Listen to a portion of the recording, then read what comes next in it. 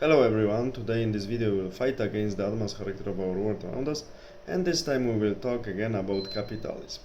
As we remember, some time ago, I presented the definition of capitalism after a great French historian Fernand Braudel, the representative of the second generation of the historical school Annales.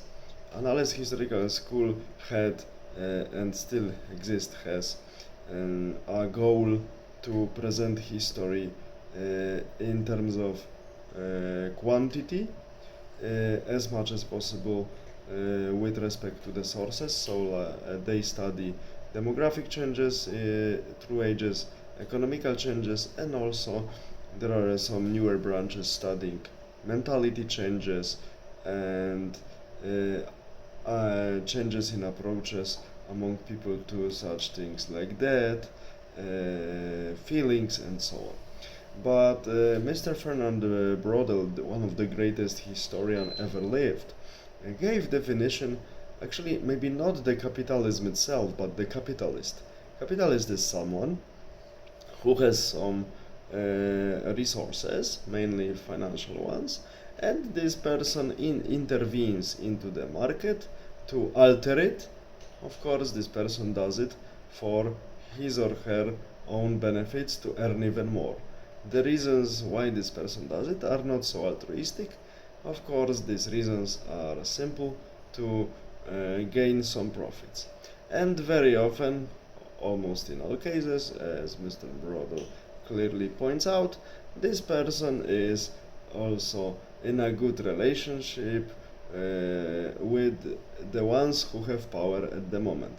So, as he formulates, clearly this person is a friend with the ones who have power in the territory in which this person, called capitalist, is acting with his or her own financial resources to alter the market to gain more profits. So firstly, capitalism developed 16th, 17th century, and it was connected mainly with Farsi trade, with territories that later became colonies of some European power, like Netherlands and United Kingdom.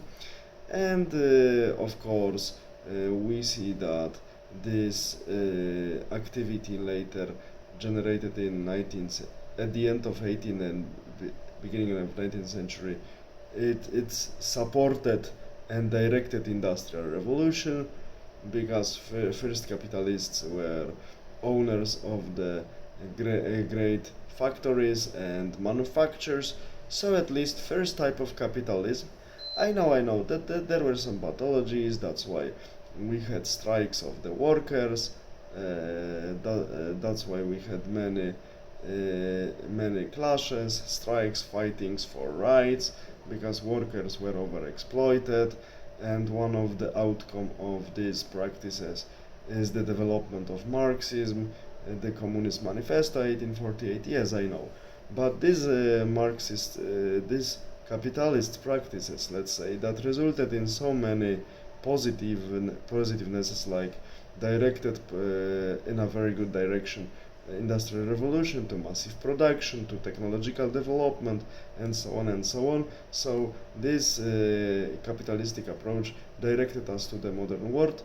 Also had some drawbacks in terms of exploitation, that workers and later governments had to a little bit regulate these issues and introduce some protection for the workers not to be overexploited. Yes, and we have this stinky outcome called Marxism, that is still mutating and evolving and causing so many troubles thanks to this abuse, thanks to this set of abuse that accompanied early capitalism at the turn of 19th and 20th century especially.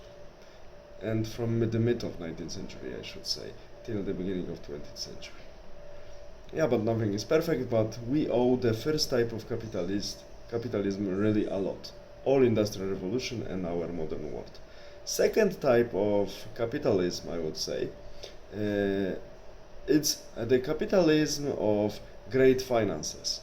We see from the 1970s that the agreement in Bretton Woods that there are gold parities and so on, and that's why we more or less know who has uh, how much money each country has, was actually abandoned in 1971 and progressively also abandoned in many other places in the world, and now we are having a lot of so-called empty money printed as much as central banks want, and we are facing another problem that together with this we have financial giants who actually intervene with market, so they behave like capitalists with their money, but they intervene in the financial market with their own money.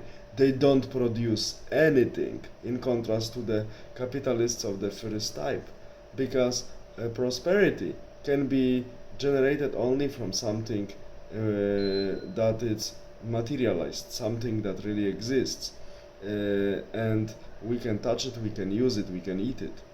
But nowadays, capitalists of great finances only manipulate the market with empty money. That's why they are becoming richer and richer, and the rest of the world gets nothing from it, and that's why it's becoming more and more sophisticated, poorer, and so on.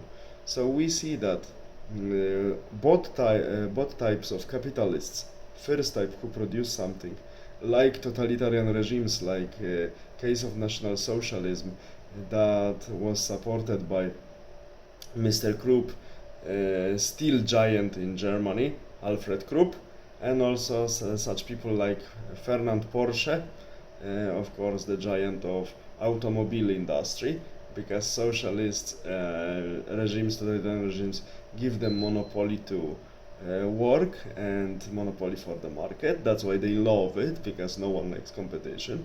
And the same with the capitalism of great finances that we are dealing now. They love socialistic governments because they also give them monopolies to work with the market, give them entire market, and they finance their own socialistic movements, like nowadays wokeness and all of this green madhouse. And these socialistic activists are used to keep society busy and stupid and dumb and terrorize, and allow our huge financial capitalists to do their job. That's why when we are talking about capitalists, we should remember that we have two types.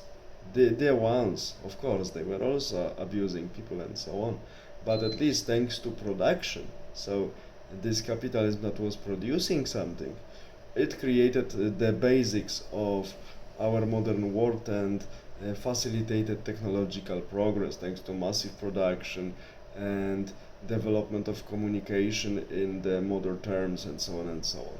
So we owe a lot to this. But financial capitalism we have now of great finances, it's leading us to ruin and to the virtual world where we are where we are operating only with empty money and getting nothing from it, only problems and devastation. All the best, have a nice day, bye.